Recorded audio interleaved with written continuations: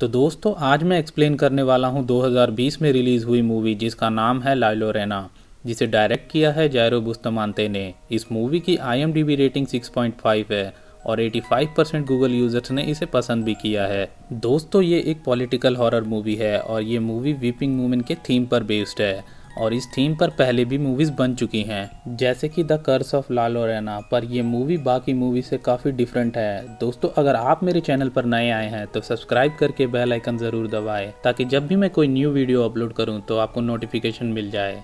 तो चलते हैं सीधा अब मूवी की स्टोरी पर।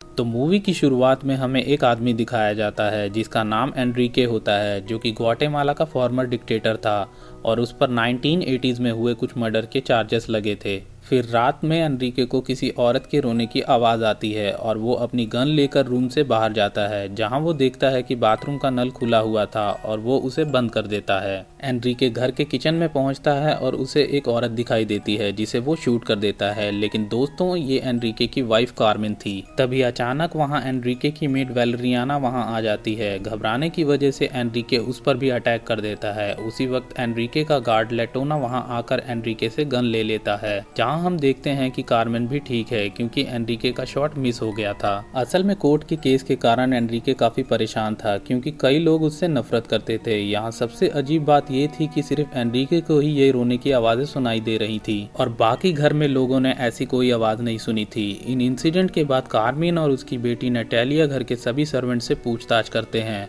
और अगली सुबह हम सभी सर्वेंट्स को देखते हैं जो कहते हैं कि वो यहाँ काम नहीं करना चाहते हैं। सिर्फ वैलेरियाना को छोड़कर और सभी नौकर वहाँ से काम छोड़कर चले जाते हैं। फिर एनरिके अपनी फैमिली के साथ कोर्ट जाता है, जहाँ कई औरतें एनरिके और उसकी आर्मी के खिलाफ बयान देती हैं। वो बताते हैं कि कैसे आर्मी वालों ने उनकी फसलों को खराब किया और उनके घर को तबाह किया, कैसे उनके फैमिलीज और उनके बच्चों को मारा और औरतों का रेप करके उन्हें मार दिया। जहां कोर्ट एनरिके को दोषी मानती है, लेकिन अचानक से एनरिके की तबीयत खराब हो जाती है और उसे मिलिट्री हॉस्पिटल लाया जाता है। दूसरी ओर हम कार्मेन और नटालिया को कोर्ट में हुई चीजों पर बात करता हुआ देखते हैं, जहाँ कार्मेन कहती है कि वह औरतें झूठ बोल रही थी, लेकिन नटालिया इन बातों से संतुष्ट नहीं थी, जिस पर कार्मेन उसे इन बातों को भूल जाने के लिए बोलती है। दोस्तों अब ना चाहते हुए भी नटालिया को ये बातें माननी पड़ती हैं। फिर कुछ दिन बीत जाते हैं जहां एनरिके पूरा टाइम हॉस्पिटल में होता है, जिसके दौरान हाई कोर्ट एनरिके को गिल्टी होने पर उसे दोषी नहीं ठहराती। इस बात से चारों तरफ प्रोटेस्ट शुरू हो जाते हैं और इसी बीच एनरिके को घर लाने की तैयारी शुरू हो जाती है। जिस दिन उसे घर लाना होता है तो उसके सिक्योरिटी गार्ड देखते हैं कि उसके घर के बाहर प्रोटेस्टर्स की भीड़ जमा हो गई है और एनरिके को बड़ी मुश्किल से घर लाया जाता है, जहां एनरिके अपने कमरे में रेस्ट करता है, लेकिन फिर से उसे उस औरत की रोने की आवाजें सुनाई देने लगती हैं। फिर एनरिके विंडोज के पास जाता है, जहां वो देखता है कि एक औरत उसे घूर रही थी। इस औरत का नाम अल्मा था और वो वैलेरियाना के विलेज से एनरिके के घर काम करने आई थी। वैलेरियाना अल्मा को अंदर लाती है और उसे पूरा घर दिखाती है, जहां हम देखते हैं कि किचन का टैप अपने आप खुल जाता है, जो वैलेरियाना को अजीब लगता है, पर वो इस बात पर खास ध्यान नहीं देती है। वैलेरियाना ने अपने विलेज से और भी लोगों को बुलाया था, पर कोई वहां नहीं आया क्योंकि सभी लोग डरे हुए थे। फिर उस रात जब वैलेरियाना सो रही होती है तो हम देखते हैं कि अल्मा उसे काफी अजीब तरीके से देख रही है। फिर नेक्स्ट मॉर्निंग सभी घर के बाहर देखते हैं जहां प्रोटेस्टर अभी भी घर के बाहर जमा थे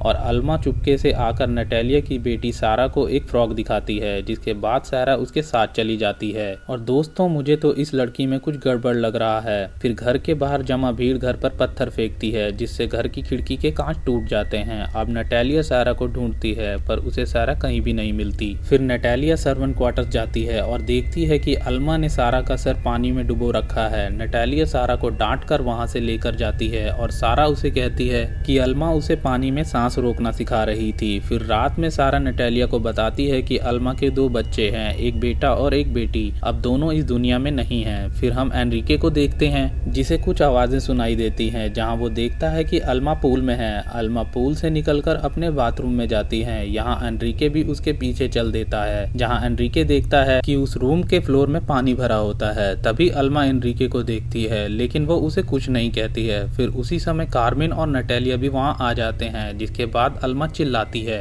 कि एनरिके उसे हरास कर रहा था। यहाँ हम व्यूअर देखते हैं कि फ्लोर पर पानी नहीं था, बल्कि ये सिर्फ एनरिके को दिखाई दे रहा था। नटालिया एनरिके के बिहेवियर से काफी दुखी हो जाती है और वो अल्मा से माफी मांगती है, लेकिन कार्मेन अल्मा से कहती है कि वो टाइट कपड़े ना पहने। फिर नेक्स्ट मॉर्निंग कार्मेन नोटिस करती है कि उसकी आंख में चोट जैसा कोई निशान बना हुआ है और वो अपनी आंख में आई ड्रॉप डालती है। फिर उस रात जब कार्मेन सो रही होती है तो उसे एक सपना आता है जिसमें उसके साथ दो बच्चे होते हैं, एक लड़का और एक लड़की। वो तीनों खेतों में भाग रहे होते हैं और वो बच्चों को लेकर एक जगह चली जाती है। ऐसा लगता है कि वो किसी से बचने की कोशिश कर रहे हैं। जब उसकी आंख खुलती है तो वो नोटिस करती है कि उसने अपना बिस्तर गीला कर दिया है। वो ये बात सुबह नटालिया को बताती है, जो एक डॉक्टर भी थी, और नटालिया कहती है कि इस उम्र में ऐसा होना कोई घबराने वाली बात नहीं है। मीनवाइल अल्मा सारा को पानी में सांस रोकना सिखाती है। फिर अल्मा सारा को पानी से निकालने के बाद एक पोस्टर दिखाती है जिसमें एक मिसिंग आदमी की पिक्चर थी। ये आदमी एक नेटिव माइनर था जिसकी 1980s में हुए इंसिडेंट में मौत हो गई थी। लेकिन अल्मा सारा को बाहर भीड़ की तरफ इशारा करके दिखाती है जहां सारा को वो आदमी खड़ा दिखाई देता है।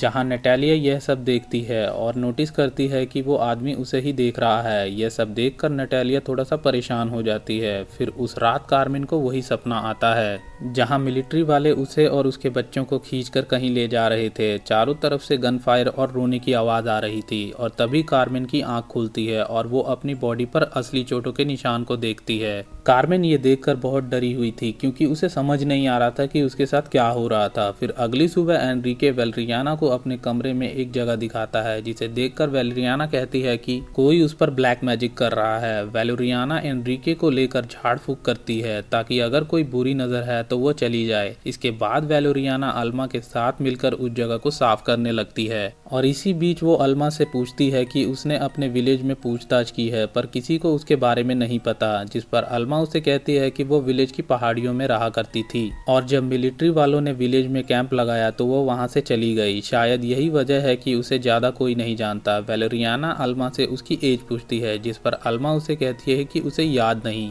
इसी बीच नटालिया और कार्मेन अपने घर के बाहर देखते हैं जहां प्रोटेस्टर उन्हें घूर रहे थे और नटालिया कार्मेन को अंदर ले आती है। उस रात सारा चुपके से एनरिके का ऑक्सीजन टैंक ले जाती है ताकि वह पूल में अपनी सांस रोकने की प्रैक्टिस कर सके। जहां लेटोना को कुछ आवाजें आती हैं और वो जब घर को इंस्पेक्ट करता है तो घर में दो छोटे बच्चे जो कि कार्मेन के सपनों में आते थे वह लेटोना को लेकर कहीं चले जाते हैं। इसी बीच एनरिके भी जग जाता है। वो सारा के पीछे पीछे पूल तक पहुंच जाता है जहां उसे अल्मा पानी में दिखती है। एनरिके पानी में गोली चला देता है और गोली सारा के हाथ को छूकर निकल जाती है। तभी गनशॉट की आवाज सुनकर सभी वहां आ जाते हैं और वो एनरिके को काबू में करते हैं, जिसके बाद नटालिया एनरिके को बेहोशी का इंजेक्शन दे देती है। उसके बाद सारा देखती है कि उनके घर के पास बहुत सारे फ्रॉग थे और अचानक से वहां कई सारे डेड नेटिव माइन की स्पिरिट्स आ जाती है और उन्हें किसी औरत के रोने की आवाज भी सुनाई देती है। जहां वेलेरियाना सबको कैंडल्स और शुगर लाने को बोलती है, जहां सारा कहती है कि ये रोने की आवाज अल्मा की है और वो अपने बच्चों के लिए रो रही है। सारा कहती है कि अल्मा ने उसे बताया था कि वह उसके ग्रैंडफादर को बहुत पहले से जानती है और उसने सारा को यह भी सिखाया था कि उसे कभी डूबना नहीं है। फिर वेलेरियाना कैंडल जलाकर एक रिचुअल करती है ताकि स्पिरिट्स उन्हें कोई नुकसान न पहुंचाए, पर सारा की सांसें धीमी होने लगती हैं और कार्मेन भी अजीब हरकतें करने लगती है। जहां कार्मेन अपने आप को फिर से उसी सपने में पाती है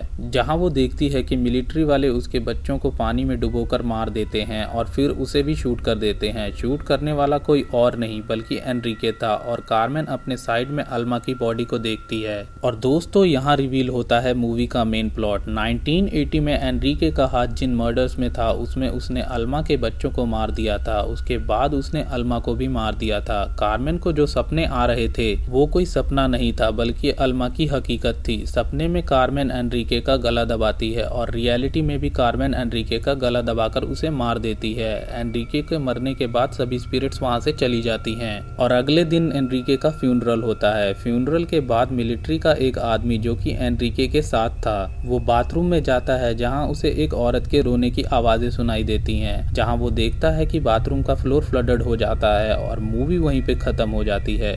तो दोस्तों ये थी हिंदी एक्सप्लेनेशन ला लोरेना मूवी की। दोस्तों इस मूवी की थीम की बात करें तो ला लोरेना एक लेडी की स्पिरिट है जिसके बच्चे मारे गए थे और इसी थीम को लेकर मूवी की स्टोरी को दिखाया गया है। तो आशा करता हूँ आप लोगों को वीडियो पसंद आए। दोस्तों अगर आपको ये वीडियो अच्छी लगी तो इसे लाइक करें, शेयर करें, कमेंट में अपना सुझाव दें। फिल्म पॉइंट ट्यूब चैनल को सब्सक्राइब करें क्योंकि आगे बहुत सारी वीडियोस आने वाली हैं। मैं मिलता हूँ आपसे नेक्स्ट वीडियो में।